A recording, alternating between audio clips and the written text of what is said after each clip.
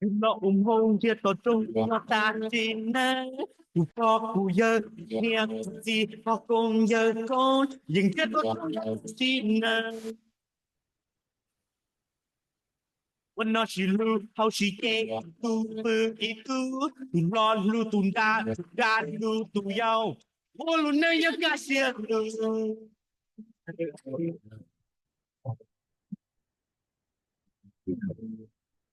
รู้เสียงให้เดียวอย่ามอ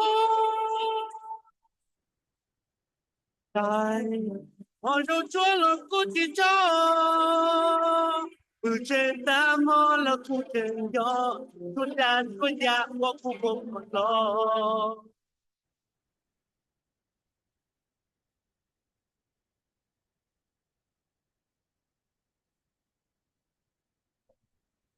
Io cha tin lu chỉ đi phòng lu nên gió tin nâng cha bị con ra ha tin nâng của chúa thiết cả trong thiết cả ha đó phụ tổ ca của châu pha tổ lo và bó chỉ tiếp câu chỉ thua là đê thua thầy đê có lu nên nhau bắt đi này dây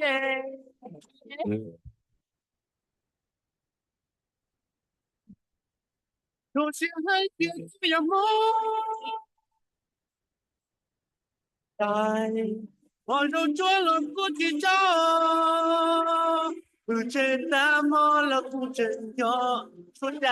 nhà qua khu vực còn lo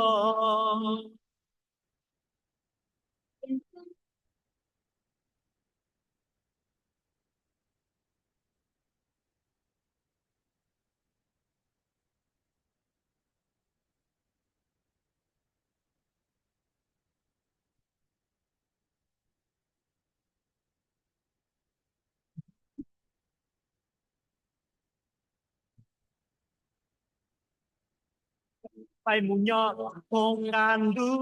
เสียยอมเมกาโยกานาดาลองดูคูกาโอ้ไม่โมเด็กพยอโย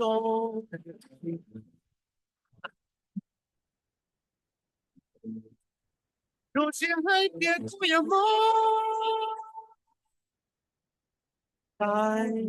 พอเราจวนเรากูที่จอปืนเจตามฮอเรากูเจนยอสุดยาว่ากูบอกหมดล้อ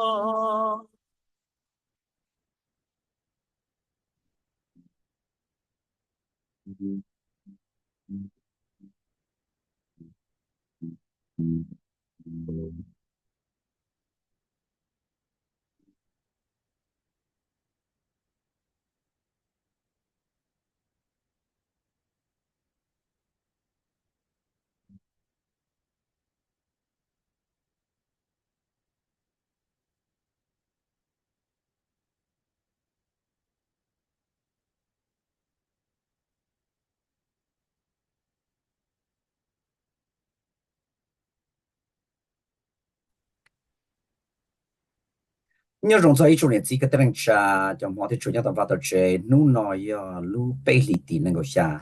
nu Thursday nu thì plan được cái ô hậu lý xong họ phản ứng chỉ trong xe tuần chỉ này số họ cho Columbia và Michael ya sinh ra ô hậu lý nhau trong Minneapolis lu theo ô hậu lý của neighborhood community relations department quý tụ tổ tăng hợp bị trong vòng lo ya là khai mình thấy cái人好của lu sung can sao tông được đuổi trâu EOP ở xa ở gì bê sung trâu EOP ở xa ở gì bê sung nu nói ya nu chỉ sang bê mua hoặc chỉ sang bê tu hoặc chỉ sang nhau luôn trong Minneapolis 我后来那个给端到必须他说或者呢，必须他做下的用8天用地台叫给跑死了要 emergency 好有职能，头出事了好有职能咯，到有种路热咯，到路neighborhood 了要路热了，有我哋家的地台都有职能，啲巴都有职能，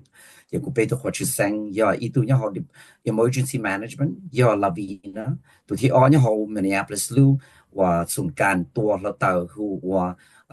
Melanie ทุกที่ไปเนี่ยเราเอาส่วนการตัวเราเต่าเทียยาDavid Carson นั่นแหละ Melanie Rucker เทียว่า LaVina Branscomb 但做的那些被读或去生活都照顾其他说就必须他做还得给原把的地台叫 emergency เรา给跑事都有职能有路水上老头店的出事了 hiện in gì để bây giờ cái sự thật cho chúng ta nó ngọc rồi cho nên chỉ cái tên trang nhất tàu trong Minneapolis này cho nhiềuคนตัวกงเราเป็นรองเราจะเท่าเราเราว่าจะตัวกงเราเป็นลงยาตาเราเราเป็นยอเป็นสิท่าจะเนาะเป็นจงห้องเสด็จมาเป็นอย่างเงี้ยว่าเราว่าเขาจะรู้สิฮะว่าดูสอจะที่ยา emergency เราที่ยาที่พอสิ่งอะไรเราตายอย่าให้เขาจริงจังชับเลย chỉ ta lên đó bên lúc sang Minnesota là bên ở luôn trong trái nó Minneapolis theo luôn trong Saint Paul theo luôn trong là tới giờ nếu mua thunderstorm là chỗ đã chỗ đủ theo tornado theo ấy giống ba lý giả nè lý giả là bây giờ thì lúc xưa thâu là thì lúc xưa họ lý thâu là snow là đầu là tên đó chỉ nếu mua emergency nhớ rồi họ luôn trong Minneapolis theo này cho nó bên giống ba lý giả này thì là chỗ này cho nhiều gì WIXK 一直叫从第六百强天的定个路上动作找龙中 Minneapolis 好 platform 了也好给信息守护做事谈呢要让我们把做出到你这个等站要龙中 Minneapolis 这叫路差的要让我们找不到你这个等站要到龙中 Minneapolis 所以的必须他在 emergency 我的台天我个把到 emergency 了要你莫理呀给那个好หู给我拉路给我都讲事给跟到都没有么，你现在给那刚好要弄成么样不是，胡啥东多的股股也八知道那了股嘛，主个到别叫我好路，我给你好弄成么样不是，也祝福弄成么样不是，老母亲给八着你叫你自己等着，你要弄成么样不是。一条路呢，对吧？让到你讲，你要上到时天，就是要路铁路差到铁，天空那是谈呢，要叫中午到你这个等站，你要弄中明年不是？诶，我找你是的，中风是的，你给那人家让天，这别谈，OK，这说回去了。Welcome to LaVina, welcome to Melanie, welcome to David on Hmong Radio WIXK. Please help us understand who you are and what do you do for the city of Minneapolis. Let's start with you. LaVina, let's start with you. Thank you, Michael. My name is LaVina Branscomb, and I work for the Emergency Management Department. And mainly, I work to help communities feel more prepared in an emergency or disaster and helping them understand different hazards that they might face. So severe weather, a power outage, and how to prepare for those type of emergencies.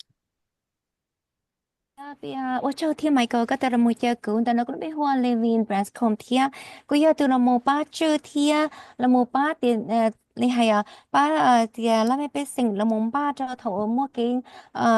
實清話你啲冇幾破事咯，你一啲。我就我那只扔咯，那么多的呀，所以那天去海多的他都说今年比发起好路咯的呀，我给跑去那要好路路上的嘢，我好了冇巴，就那没被剩，แล้วเรา冇巴多的呀，所以呢。And Assistant Fire Chief Melanie. Good afternoon. I am Assistant Fire Chief Melanie Rucker. I am Assistant Fire Chief of the Minneapolis Fire Department, and I run several, I'm kind of like the second in charge, but I run several incidents, and I'm also the Public Information Officer for Minneapolis Fire. Has been on the fire department for 25 years, come through the ranks of actually being a firefighter on the trucks, but now in administration. Olina tia pin la mo Melanie Rucker tia nia tu tia lon do wa tia ke chu tia sai hiwa chana ke tu lo ta nya lon rong Minneapolis tia de no ku ya tu tia le tia ti on de wa tu ni je ji la ya tia la mo hai tia la mo sai hiwa ta ke tu lo ta nya pe lon rong Minneapolis tia ku khiro ni ba tia ta ke tu lo ta no ku tu ta wa tê đi nữa nó tao nên có chỉ lối xong lời của mà chê ít thành đại rù nó giờ ai thợ y của y giờ tôi nên chê họ là lúc fire truck mà tôi là tới thiết tới xin niên hôm nay là chị của họ giờ là một ấy tôi này lo tiệt sĩ như là bên trong nhà bếp xa hay cho nó sẽ kể và chưa luật ta lời nhá. And Staff Captain David Carson, please. Hello, everybody. I'm having problems with my camera. So, but anyway, my title, I'm Community Engagement and Risk Reduction Officer. I've been with Minneapolis Fire for going on 12 years. And yeah. 我就贴头前头贴的是嘛，还真的咕噜讲，你是好了了贴，你好啥子不都咕贴，但那咕噜背后 David Carson 贴，就那贴的节目还的呀，กู兄弟có了呢，要哎กู了么，那去贴多在好了ได้牛，你好了都没了 plus 呢，还真的在给我的么去，在给我摸给跑西了去，你好别乱中呢贴哎กู去了，你包的กูได้หน่อยอยู่นี่นะ Melanie and David, help our listener understand. A lot of people think that fire itself is the most dangerous thing, but with house fires, is the smoke that causes more harm to people. Is that correct? Bên sân trong này thì cái tên là bao nhiêu thải được khi là bao nhiêu tiền. Ít khi nên cho trong bỏ tao thì cái lão tàu mà này họ họ sĩ chấp lại thì sĩ hay cho lão tàu bị nhau hậu va hậu chế nè, cho house fire nè, 我领导cho lão tàu thì cho ba chú lão tàu nè nè bây giờ cho我họ sĩ chấp lại cho nên 我nhau đồ thắt chân nè.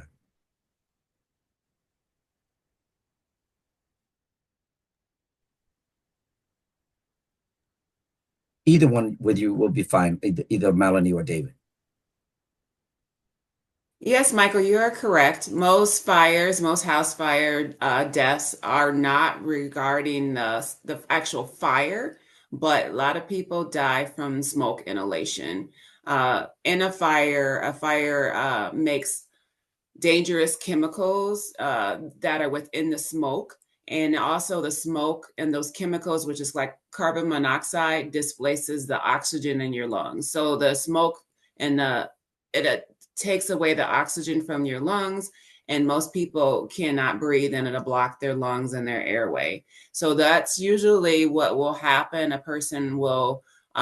pass out and lose consciousness from the smoke. And then later, if they're still in the fire and we're not able to get them out in time, then they will that will cause their death.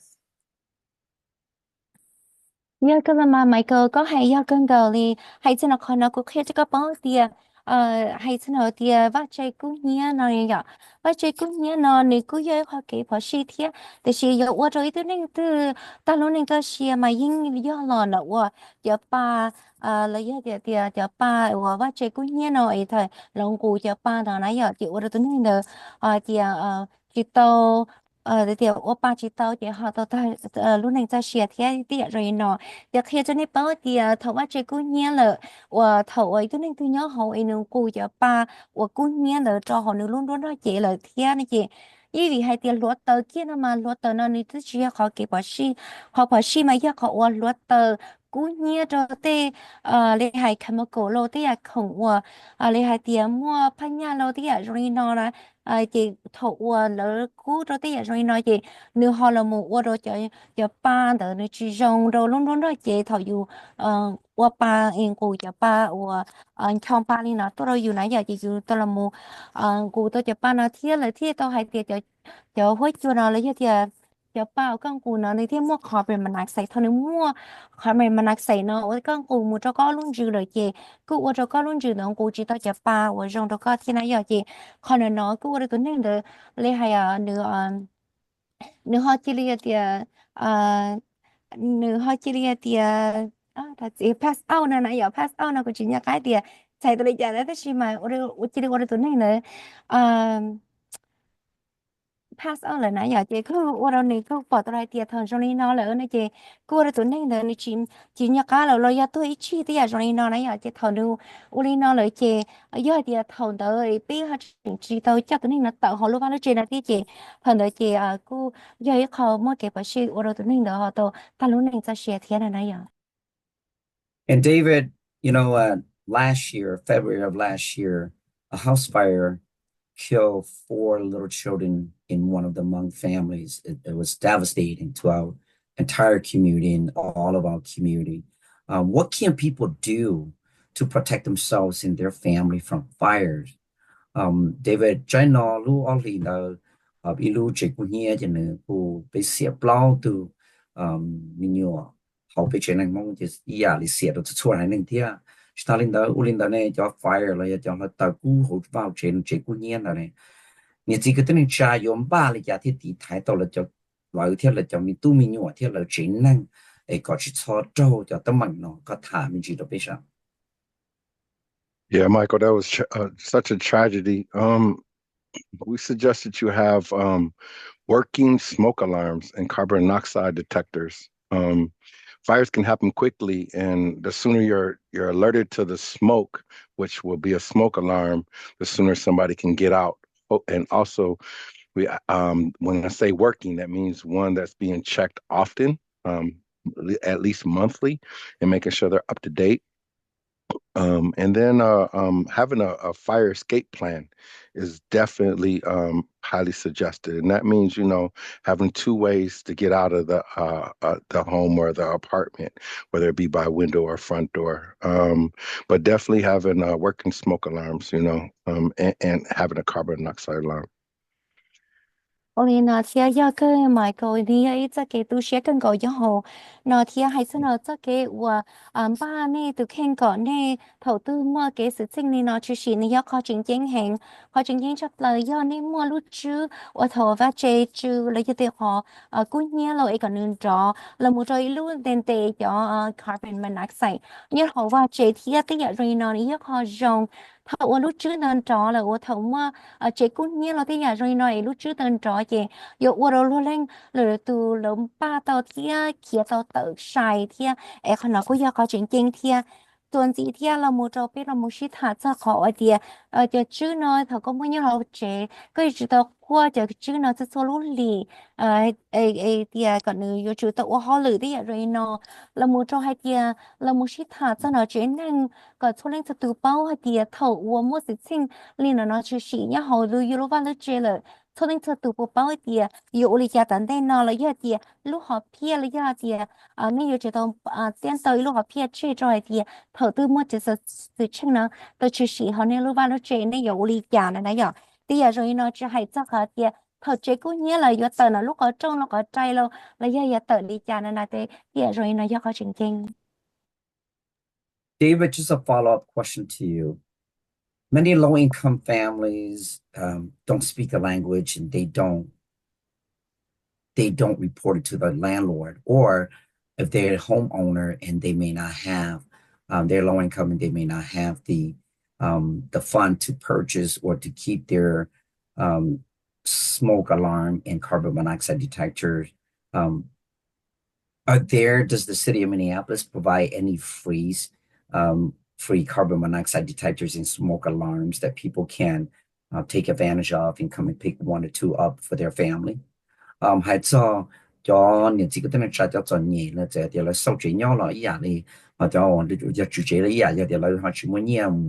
you lu carbon monoxide detector là lu smoke alarm đó là ở luôn trong Minneapolis bỏ mua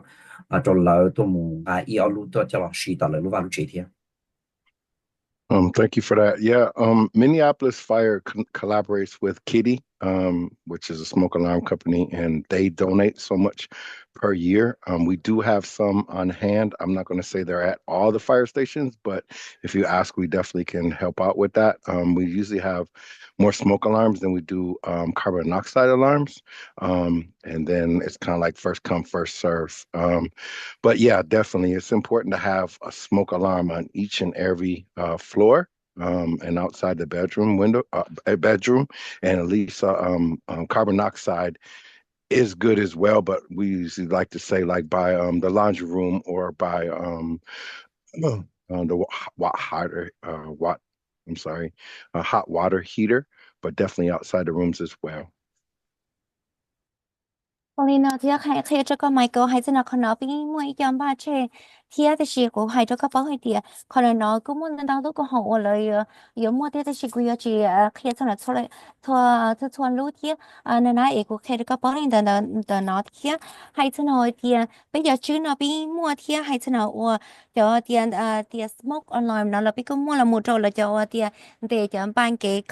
carbon monoxide nó là cũng mua thiên này à chị nên thì tôi ngã nó là bị chúng mua được tuần tới hết sức nên thì tôi sức tôi chỉ bị mua được tuần tới thiên cho tuần tới đợi thì sự ấy cho các trong lúc thì thầu va chế cũng nhia ai giờ mua lúc trước nó đi chị sa tông cả lấy giờ thì sa tàu của đôi chút xua san nở có lúc chế nhỏ thì cứ muốn chúa rồi nở lúc ở trong thổ này ta tận ca lấy giờ thì nét tờ nó nên lúc ra bự thì là một đồ lúc tiền tệ ban cái carbon monoxide nó thì ta thọ có nên mua lúc nó chứ là một chúa rồi nở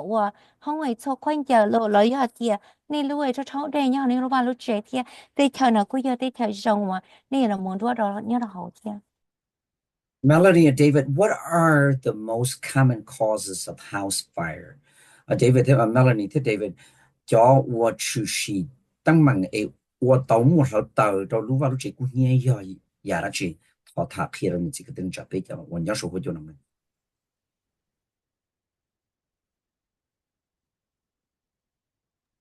Yeah, so the most common cause, the number one cause is fires in the kitchen, so cooking. And a lot of times it's cooking because like we might walk away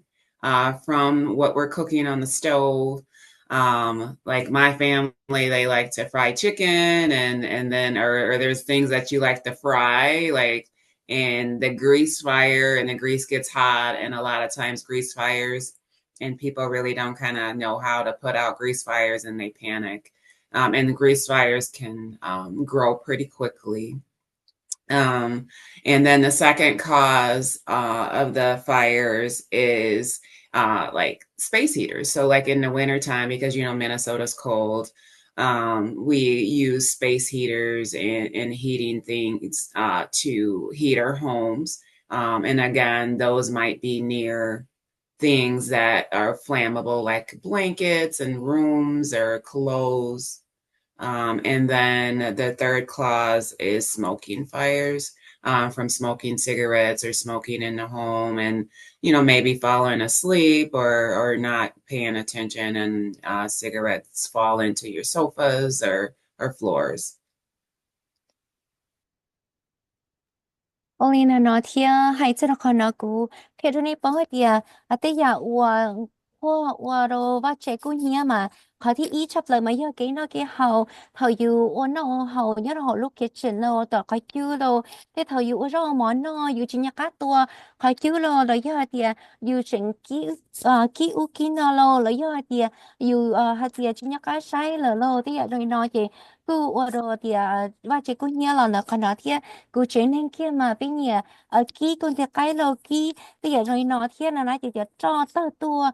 rồi nó lúc họ chưa lo nó họ chỉ li chi ô lo tơ lo bây giờ rồi nó chỉ nên chính nên sai chỉ là chỉ tơ tua cho lo tơ nó là giờ họ thì ô tua mù chỉ yên gì thì giờ thì bây giờ họ lúc tại mình là nó chỉ nếu nó chỉ bây giờ chỉ tơ cho hi là giờ tiền đây hi bây giờ rồi nó chỉ bây giờ họ chưa là muốn chỉ bị phát rồi chỉ cứ thì thầu đỡ chỉ nếu cứ lo là một trò thì cái giống mua bả nhá rẻ lo khoan giờ nhá rẻ lo là giờ lúc không được nãy giờ chị ô tô tiền này chị đi làm một rẻ tờ lo chị lúc thì lúc này chỉ đần đần là họ chỉ đi tàu mũi chỉ lo tờ chỉ lo thì bà chị cũng nhia thì họ thì bé là đây nó chỉ cho họ lần đầu cái họ luyện không phải họ chế cái họ luyện không phải họ chế giờ thì phần đầu chỉ yên cho họ là một chỉ cho thì ba chế cũng nhẹ tàu thì vì tụi này nữa họ luyện họ chế nữ từ từ luyện nữa thằng nữ cho ra lô chỉ nhắc cái sai lô họ là một cú lúc tàu phá lô là giờ cú thì không nhau không phải họ chế thiết chỉ còn nó đi chịu là tờ chỉ cứ ba treo cũng nhẹ kia. Melanie and David, with heavy snow kind of died out, but the weather is still cold. Many people are still using space heaters. Help us understand ways to use space heaters safely in the home. And David, feel free to chat in. Melanie, both, if you have any other things that you want to add, please feel free. Hai trong tờ lo snow nó lo mà你偷了的是，我叫你整自己诶，叫你这个灯扎一切整时，叫希望没了也叫 space heater，要了叫红鸟红布，开了杯水，有我的家的地台一个是叫希望没 heater 没了，còn你去去mua cái phò xì cái giải tàu cũng nhớ rồi điều chuyện lưu vào lúc chuyện nhau. Yes, fire space heaters go. Please, we ask that you keep anything at least 3 feet away from anything that could catch fire or burn, at least 3 feet away from the heating equipment. Never plug a space heater into a extension cord, just straight into the wall itself. And then have a kid-free safety zone around that space heater because they heat up and they get quick. Some they heat up really uh, uh, heat up quickly. And then with space heaters, we ask that you never try to heat your home with the oven. That also will bring about carbon monoxide. Um, and then try to have equipment that's newer if you can have it. That way, the newer ones have a tip over safety function where the older ones might not have one. And then whenever you leave the room, whatever room you have heating up or the area that you're having heating up, make sure you unplug that. Lên nó thì khi cho các bố thì thầu nên xí lúc ở chú uốn cho bị phá ý còn nữa thì lúc không được sợ thì khi rồi nên bố thì họ nói họ chuyện chân thì và thầu nên xí là thì nên yêu chú tôi sai thì ít buồn gì rồi lúc họ chú nó chỉ buồn thằng nên nó bé tin đó và thì chỉ mua tới giờ khổng là mù ở chi lo và lo tờ tới giờ rồi nó thì bị xử lý hạt tiệt tê bà lo tới khói giờ nó tới giờ rồi nó là một trò khăn đó thì thầu nên xí lúc bị phá nên giờ là tiệt lúc khi đó nó là giờ lúc bé pha nó là thiên nó chỉ nên chỉ có xí ít lúa chùa là một trâu lúc họ chú nó giỏi thì rồi nên bao lên tới thiên còn cho các chúng hay thì hồi lúc họ chú nó nếu xí là giờ thì nên tờ là chỉ nên cú cú thì dù chỉ tàu ở trong sai chiều có chỉ sắp bữa thêm nhiều là dễ thì hay cho nó khó nói thì cứ hay cho nên hay thì chỉ sắp tới nên lúc họ chú là mùa thâu lúc vào lúc chơi có sọ đấy vì hay thì giờ nên ôn nó này chỉ nhiều là mùa mỗi cho nia ban cái hoặc carbon monoxide ai nữa chỉ dùng thế dùng một cái bỏ xì thia là một cho tiếc khỏi chứ uốn chỉ bị phai cho vắt cái cái sọ nó là giờ thì tên này hi nó này chỉ khi đến bao thì xì lúc chia mình chỉ lúc chia nó này chỉ nếu mua khó thì nếu chỉ vào nó giờ ai giờ là một tại là giờ cũ là tới thì rồi nó chia chia cho nó chỉ ní họ chỉ mua cái thì đi thay cái xong một cái bỏ xì cho dù chia nó vậy tại thì cái xí lúc họ chú nó nhớ đâu không tư nó lòi chứ thì cái tờ họ lúc không được nó chị giờ cái chồng chọc phải pha nên nó nhở. Melanie, anything else that you would like to chime in on as pertaining to what David have shared with us? 我摸了一下，我刚只一个沙滩，只条 Melanie 诶，只到叫我这 David 的谈的了。Yes. So as well as what David had stated, make sure that your space heater is on a flat surface. And then also when you're plugging your space heater in, do not plug it into extension cords. You want to plug it directly into the wall outlet because at such a high voltage that it could be too much power for an extension cord. So it's best to plug it directly into the wall. And then, just make sure that, if you are using it to heat your home, make sure there's no clothes or anything that's easily burned or your kids, make sure that you get one that, because I like to use a space heater. I'm always cold. So I have one going like all the time. So even in my office, which is bad, but make sure that it's one of the ones like if it tips over, it has an automatic shut off too. So, or if it overheats, it's going to have that automatic like emergency shut off. Those are, might cost a little bit more, but those are safer. Nên hay dạng thì chế biến này tôi hay là lấy hết sư giờ có chỉ kiến chấp tới chị thầu này tới này nó có chiếu chỉ biết phá lời tiền cho các chồng hay tiền có thầu này tới tới còn như từ dành thì hay có nó mất tới là những cái chỉ vào là một trò hay tiền cho sĩ tiền thầu con chỉ biết phá là cho các chồng tiền lúc họ chỉ biết phá được vì hay tiền lúc có chiếu mà là một cú hành xe điều sĩ bị phá thành tàu đấy giờ thì trong chấp lần này chủ tôn trường chờ khi cho nó lúc có bị phá được sắp hành ra cái nên chỉ phát sĩ ta lùa là một chùa em mà đi chờ lúc khó xin được cho nó giờ em cũng khen lên đó cái này bao thiệt chị cũng mà như nó hành lý thiệt cũng như sĩ nhá nó cũng không cả đâu như nó có giờเขาtheo họ lử đi thì cũng khi đó nên bảo tiền họ sẽ kiến sắp tới thì do tiền này xí nó là có giờ chỉ có sai thì có ít point gì là lúc họ chú nó chỉ không muốn nó chỉ là dễ tàu rồi tới thì ấy có đi đi ba thì thấy cho nên cái mi tôi mi nhiều có tiền để không khoan giờ uống nó chỉ có chi lúc rồi tới thì lúc kỹ cho chỉ như lúc rong lúc kỹ cho đỡ này thì theo cho nên bảo thì họ tôi lúc họ chú ở này tàu nó nói cho tiền này chỉ đi vào lô này chị này chỉ đi tàu mà tí to lỡ lô nó nói vậy là xí giờ tiền nó cú trong họ cú này chị này chỉ đi tàu mà tí to là thiết nó nói chị thì lúc họ chú thì thì rồi nó này cứ giờ họ rong thiết để xí là một trong nó họ tiền này chỉ ra để xí này cứ giờ họ rong là mình bắt thì thấy tàu này cho nên tự thiết.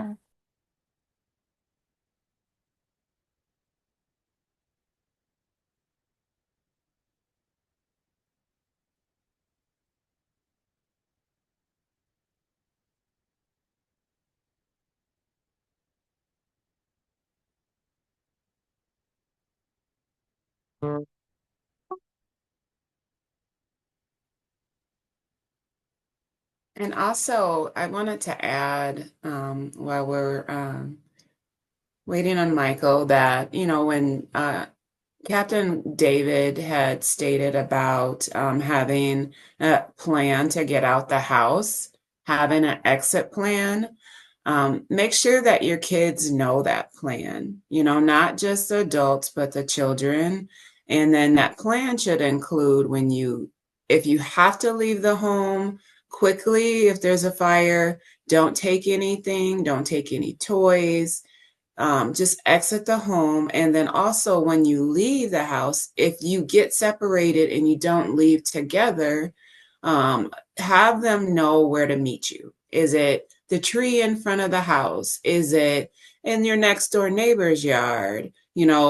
So give a specific location where to meet if you have to leave your house very quickly, and then you get separated. Make sure that your whole family knows if we get separated, we're going to meet here. Vì nó thia hay cho nó còn nó thia bắt ta để về tới hai miền gì lại thia thì chỉ cút ra là một thả cho nó ở tiền để về nên cút ra là một thả cho này tiền thầu mua sự chân là chỉ cái chữ sĩ và而且呢那些人从零测都有知道包在那点，头天我在给工厂里拿去洗了诶，只要一点就能老了，有主要都包在的是，就米对米牛啊，对米牛要老少的。从零测都有知道包在点，如何骗了一点，头我们对面去洗了哇。对面nhỏ thì là giờ bao tiền ông muốn xin gì đó cả thứ thầu và chế cô nhớ là chỉ chắc khờ từ là cái khổng sĩ chỉ sang cái giá trị li cho hỗ trợ tất cái tàu họ là vào lúc chế sư còn nói cho họ chỉnh chỉnh khi đó thôi lên từ cái là bao giờ là họ nói thia là muốn cho họ nói thia này chỉ biết là muốn xin thả cho họ thia thầu và bé tờ tàu họ lúc vào lúc chế nó bé sau đó giờ muốn xin chi nhớ là cả tư phụ nhớ nó trong tông và nhớ là lúc chế đó nó lấy ra tiền phụ nhớ nó và tụi này với xa chuyện đó bây giờ muốn xin chỉ đó tỏ trái từ lúc từ giờ rồi giờ muốn xin chỉ đó cả tỏ rồi thầu nếu chỉ tao thả trái thì ba trẻ thì thật tư ba trẻ cũng nhớ là ấy sau đó nhà của nhà cái vấn đề là em nếu muốn xin chỉ đó cả tư còn nói với khó chính chính có cho nên từ cho tụi này nhỏ nên nó vào lúc trẻ bao giờ hay thì thầu một sự tranh rồi nó chỉ là nếu muốn xin chỉ đó cả tư này này ạ. Thank you so much to Melanie, and thank you so much to David for coming on Hmong Radio WIXK. Thank you for your time and everything that you and your team continue to do for all of the members of our community. We will take a short break and be back and have a conversation with LaVina. It's a good chat. Be sure me play mà các lọ cho rồi David and Melanie go or holy part of it tour to tin nhau luôn trong Minneapolis. Which are tới play mà các lần này.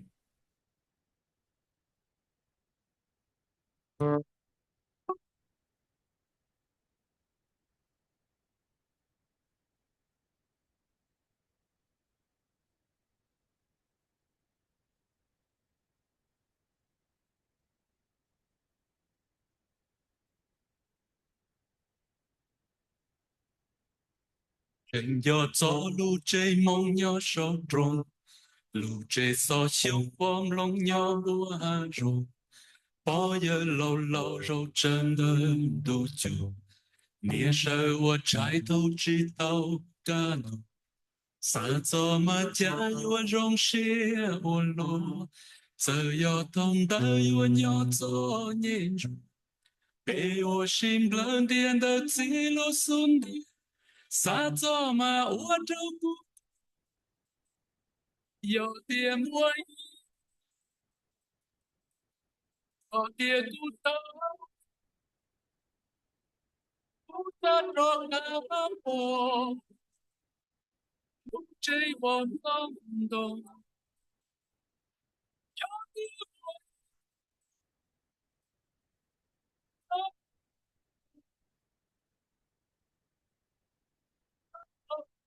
不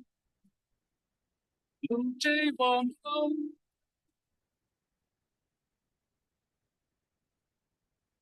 人要做东龙兄龙东人，要做东要不好真真人，寂寞会发寂寞那爸爸，阿内解释寂寞的孤单，后来那家中周肉我路，被不一战成功的杂物，我就靠总要把不这。撒走满有路的靠着，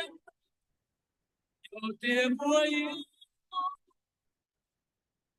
有点孤岛，撒手的我，这帮朋友，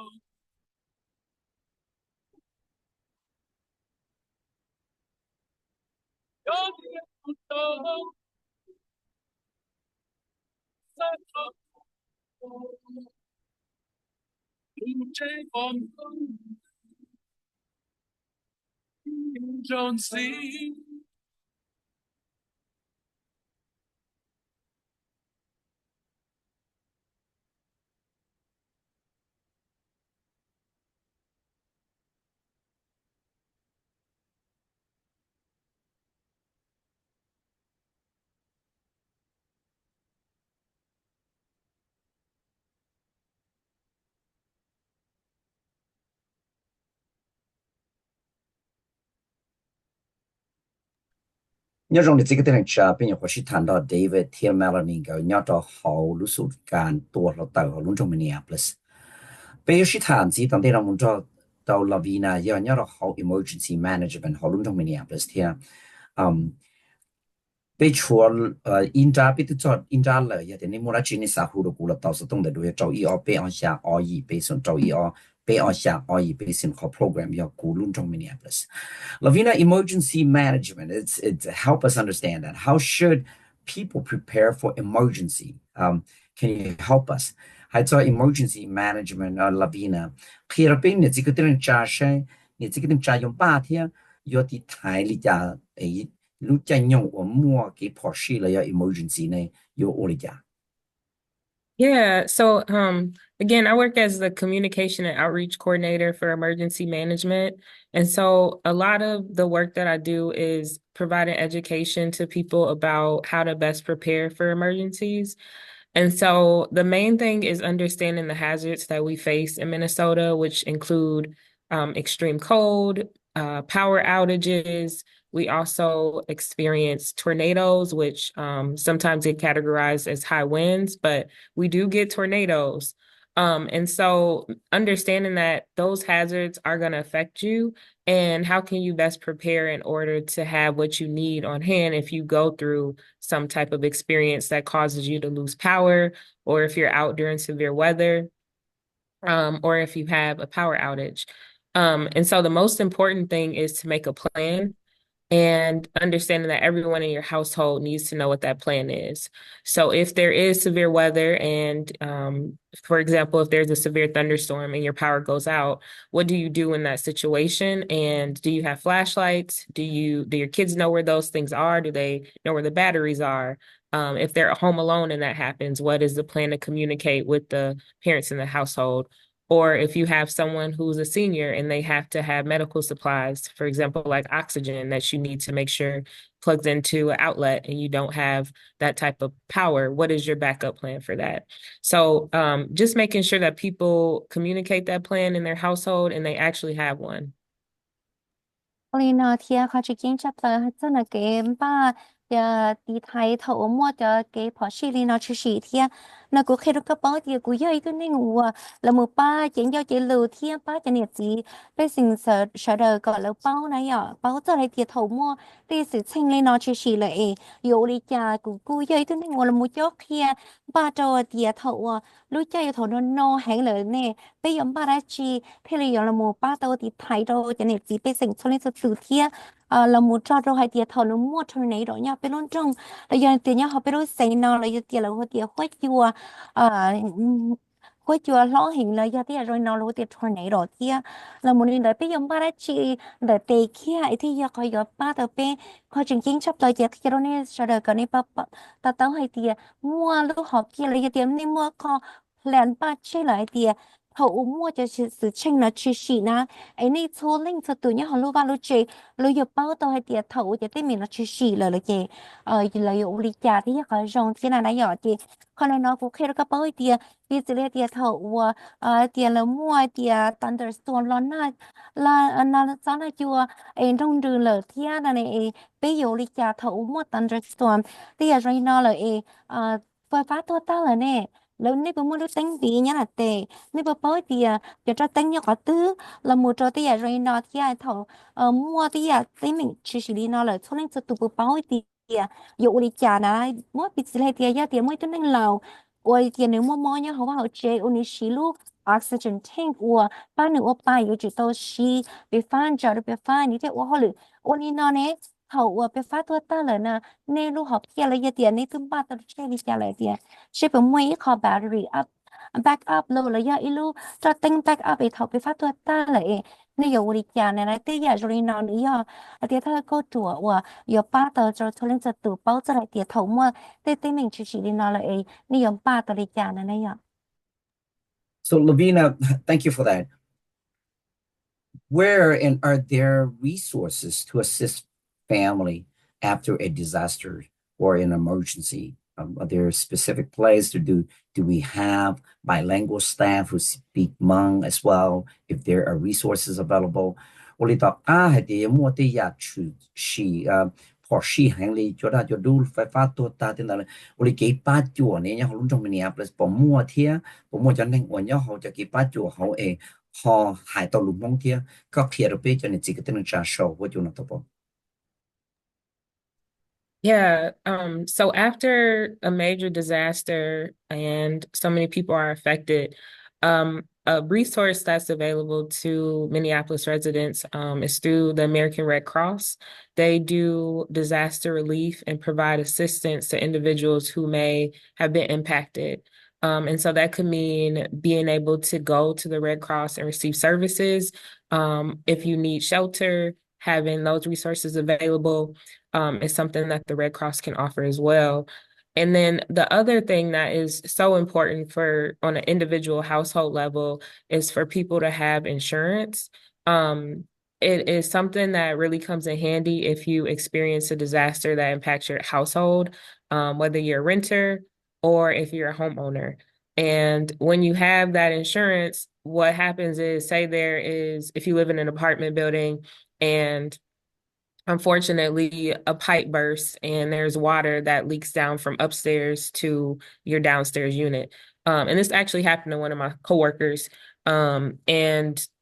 at that point, if that happens to you, what do you do in that situation? Is it just kind of like you get all your belongings out, you have to wait for it to repair, and then you just have to pay for hotels? If that's your reality, a way to mitigate that or to have another plan is to have insurance. And so if that were to happen to you, you would call your renter's insurance company and you would say, hey, this water pipe broke in my apartment. It's damaged my items. These are the items that I have. You know, what can you all do? And your renter's insurance is a protection for you to know that once you file a claim with them, they would be able to say, all right, how much do you have to pay for a hotel? and getting that reimbursed. And so that's a really good way to be able to have protection for yourself if you face an emergency. Along the same lines, if you are a homeowner and there is a tornado and a tree gets ripped up out of the ground and slams into your house and it causes damage. Because you have homeowners insurance, it helps you to be able to have a peace of mind in knowing that if this were to happen to me, I would have a way to protect myself against a loss and have that security. Olin nó thì hay thế cho cái bóng thì cái bao giờ nó mua chiếc sinh shop là rồi cho nên của trâu giờ tên mình nó là giờ thì trâu thì cái phó sĩ rồi nó thì chỉ hay thì nhớ là tụi American Red Cross nếu cứ bảo cho nên tên mình uổng nếu trâu thì sẽ sinh rồi nó thì chỉ đua lên nó cũng khi nó bóng thì họ chỉ chính shop là thì sẽ nên bông bông bắt cái phải trâu nó là thì inshallah cho nên lúc chế là một trâu thì thầu nên sau đó sẽ chế là nên cứ yếu tao bắt cái phải inshallah trâu là một renters insurance là một đồ này thì còn là tên mình nó mà mình cứ chỉ là đồ nợ của cụ thực bao nhiêu đồ tên mình nó là thì cụ thìแต่ละหมดถ้าแต่โดนเนี่ยเตียนึกว่า home owners insurance ละหมดเตียไปเก็บไผ่ที่ไทยหรือว่ารู้เจโลเถาเตียมว่าที่สัตว์เช่งอัวเลยหายตัวชื่อสีนี่นั่นน่ะเลยละหมดเตียเจ้า apartment วันนี้เศร้าปีสิเลยหายเตียยาเตียนี่ตัวไปเก็บไผ่ apartment insurance เราตัวใหญ่เลยน้อยเตียนี่ยอดชาเฮารู้เจชาเสาlà toàn cho tia cả phim rồi thì tơ lâu đen là mùi nhá nên nó cá lơ nên không ngủ lại giờ tiền này trả u nên xong đó là ná giờ tiền này cả ba cái phải này cũng giờ khó tiết tới rồi này tao xịn như xịn xemไปtiền sau ý họ hỗ trợ bự lô là giờ tiền rồi nó tới rồi này chỉ tao đi nó thế tại chỉ giờ tiền này mua cái ba cái phải là thì apartment in home apartment insurance này là gì tới rồi này đó là thả tiền u nó nè giờ hồi đó nè các bác chấp hành là thải tiền ôi nó cũng sao lúc chế nó ấy đây nhá là cú cho khổng nó bùa chứ còn nó đâu còn nó thì ôi nó cú giờ tao tao họ lúc chế nó vì thì bây nhớ chỉ tao họ lúc không nào là giờ thì cái theo sau apartment cho nên là giờ thì lúc họ trả lúc này mới nhớ ấy giờ thì nên xiển nha tao bữa chơi ít bữa cho cháu là giờ tí này chắc cả còn nó chỗ này là nãy giờ cho còn nó giấy còn rong kia chỉ là một chỗ cho tiền lúc vào lúc chế nên mua ban cái phải home owners insurance ตัวนี้รู้เจนอะไรอย่าเดียวจะได้จะดูรอเองตัวเราจันตรงวาวเดอเราจะมุชัวนี่รู้เจปวดตาเปียตาเนาะเราเนี่ยเขา home owner insurance เนาะอยู่เราหมู่ป้าที่ไทยเนี่ยว่าอย่าเดียวเท่าตัวมั่วที่จะแจ้งตัวชื่อสีนี่นะเนาะอย่าเราเจ้าเขานี่รู้เจแล้วอย่าเดียวเจ้านี่เลยนะเนี่ย LaVina, please help us understand, is home owner insurance expensive? How expensive it is, and why is it so important? Can you help us understand? Don't be te bucket pilot te insurance do you lu va lu che na còn là new kim bo ja a cái thiên wa new ho dùng bo ja ba cho you che na cái tham jin zi de be. So renters insurance and homeowners insurance is relatively inexpensive. For renters insurance, it can be about $16 a month, sometimes cheaper than that. And a lot of times, if you have car insurance, you can bundle it together. So if you already have auto insurance, you could just call your company and say, hey, I want to add on renters insurance. And they'll ask you questions. And usually it's just a form that you'll complete and you'll list out the amount of coverage that you want. So if you have, say, like your laptop, you want to protect your clothing items, televisions, all of your valuables, you put those things and you list the worth and value of them. And then with that protection, when you paying that $16 a month, which is your premium, and say you had to submit a claim based on those items becoming damaged, then you would have that protection because you pay that $16 a month. So you get all of that coverage, paying that little amount of money to know that if something happens to your items, you wouldn't have to come out of pocket to like recover that or buy a new one. You would go to your insurance company and say, hey, this happened to my items. This was the incident. And then you would be able to work with them to be able to get those items reimbursed. So that really is important to have because you are able to know what is valuable in my home, and then know that the security is in place if you face a small disaster that isn't something that's a major disaster, but it's still an emergency for you and your household. And then also for homeowners insurance, when you do become a homeowner, homeowners insurance is something that you should have, and a lot of times you are required to have. So understanding it though, and knowing what you are covered for, because in homeowners insurance, you can have certain things in your home that aren't covered. So for example, if there is like flooding that takes place, a lot of times that's a separate type of insurance that you want to bundle. But a lot of times, if you just want to cover the items in your home, your homeowner's insurance will protect the actual full structure of your home itself. So, really inexpensive. My renter's insurance is, I think it's like $8 a month, and I bundle it with my car insurance. So it's a really inexpensive thing that you should have just for your safety and security.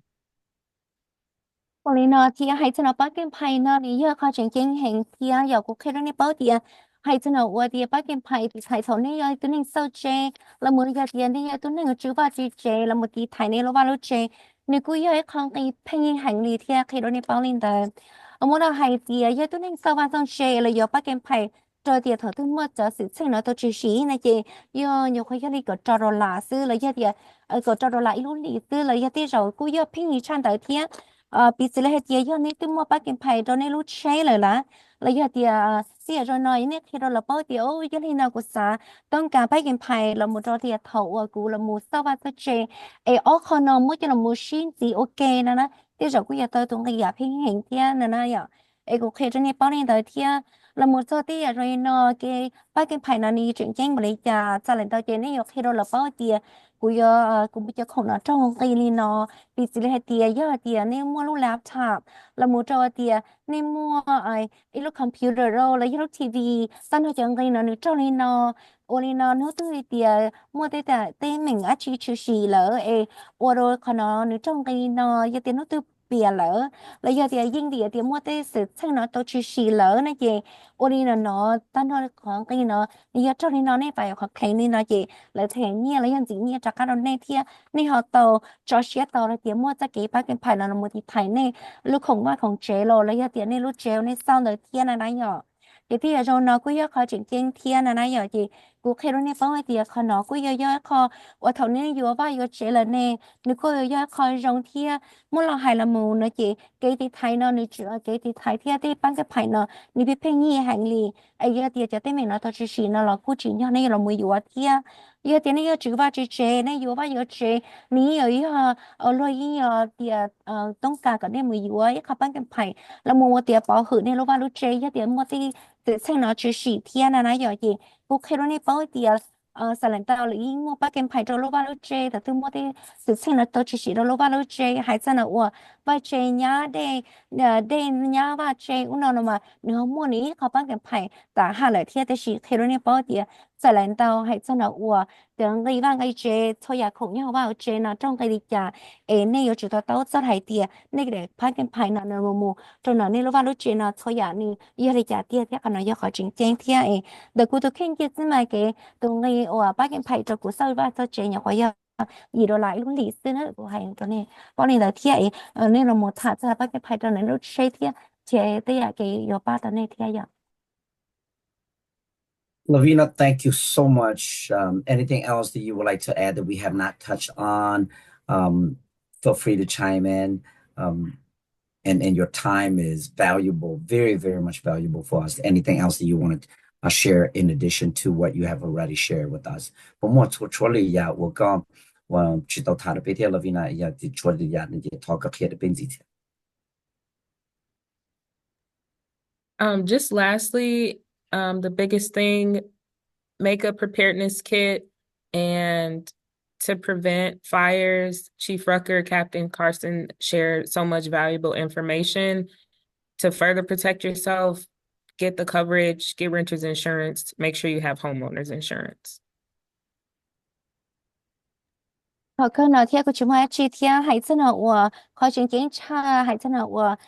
这里看的 Carson 天都 Chief Rucker 个对到了没谈，真的可能了天。考进警察，他个做等待那些要年巴那样，年巴还得投资，莫得的事情呢，就是了，这些内容里讲的那样，哎，得投ว่า这个年了了要，对对面就是里那了，哎，内容里讲，可能要考进警察了，得错零制度，个了包的要巴里讲，ที่ดีไทยเลยตัวแค่นี้จ้ะ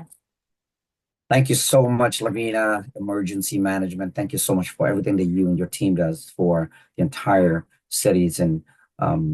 across cultural lines and communities and so forth. Everything that you do are so valuable for us. Thank you for taking the time off to be with us on WIXK. Greatly appreciate your time. 我做到 LaVina 我 Emergency Management ที่เขาจึงตัวกงก็说我就能去做他的被出家出家，我呢我破了有我不懂那么被甚至出还能你要到那种年不行，我找了个能到呢。其他的我找到的 sister Naomi 天 always 到这时候就让你把财路 one of the most professional either leader 然后变蒙 community 我找了个真的把财的时候。你这个东西啊，必须他说我叫那不大，必须他做，他的用把你家贴地台就给破西，我领导呢，地台你家个贴去摸，或者贴去姑娘贴去摸了到了，我好破西的有这能贴有，就他领导呢用把你家还做还的个摸给我尿些，做到做给那好，做给尿到隆中Minneapolis，一个好。莫叫 emergency 了呢，有了家的18道了呢，也必须谈到 Melanie 贴 David 个在做 fire 咯，还做我给我的台个从我给把这姑娘咯，就被他做 LaVina，所以啲个用บ้าน就个只能头个莫得呀，你我做其中诶，就那就ดูรอไฟฟ้าตัวตาเนี่ยรอหลุดสุดท้ายเนี่ยเดียวป้าอีรู้ถูกเขียดเราอย่าเดียวก็มัวเลยแต่งไม่รู้แต่งมัวจอแต่งยาเรา好。mua sắp ít lúc extra cell phone lo ya de mua le ya không xí lo e thầu wa de phát phát tua ta le cái yêu le ya de tao đi thái được yêu thì yêu chính này này nhà chỉ cái mình trả thằng cái này sẽ được chỉ cái nó phải nhớ rong nhớ được số cái chỗ nào lúc này lúc bây liền tu thì nó có xa xong ở phần cái WXK chỉ có số tiền lúc trong mình nhập lại cho cái朋友老母出那么少或者那你这个等于讲其他在给把做那么%的拢trong mình nhập lại tiền 然后路差到的店，好 program 了要。กูรุ่นจง Minneapolis ลอนแต่ WXK ที่รุ่นจง Minneapolis จะเกี่ยวหรือโอเคเขาก็เชื่อชิคกี้พายกันยังชินจีดัวหรือเนี่ยเลย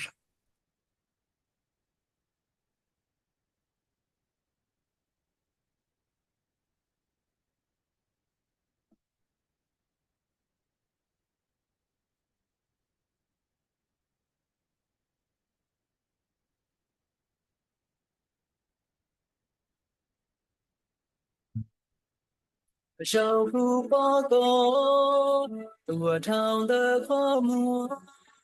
洒着落露说，多高海一落路，谁不我走路直，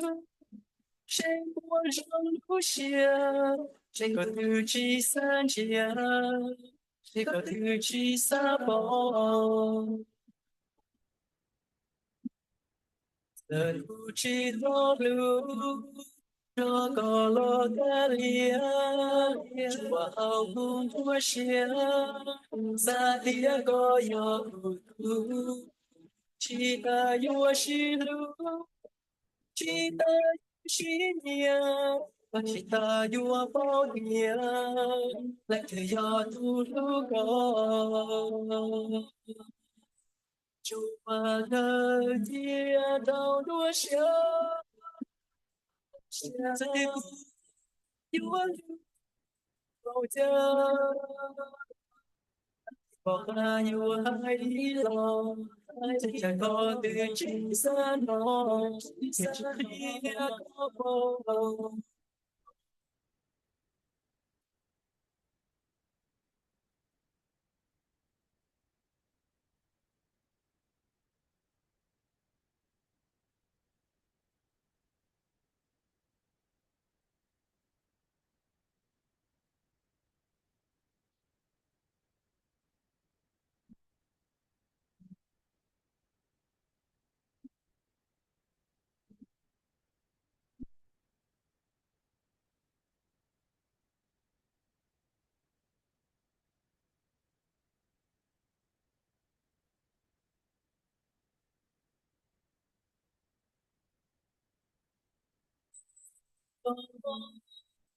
nhỏ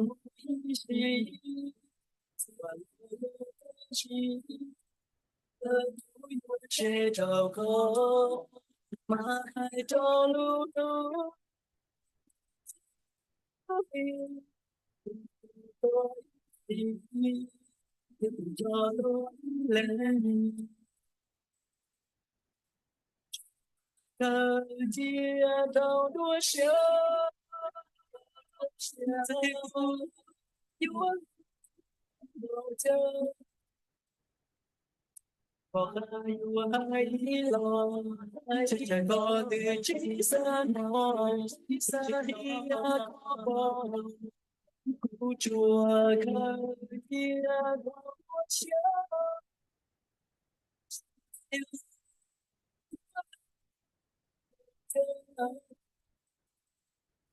có hai lo chẳng có từ chỉ xa nói xa hi có bỏ chùa cờ thiên nào đôi chiếu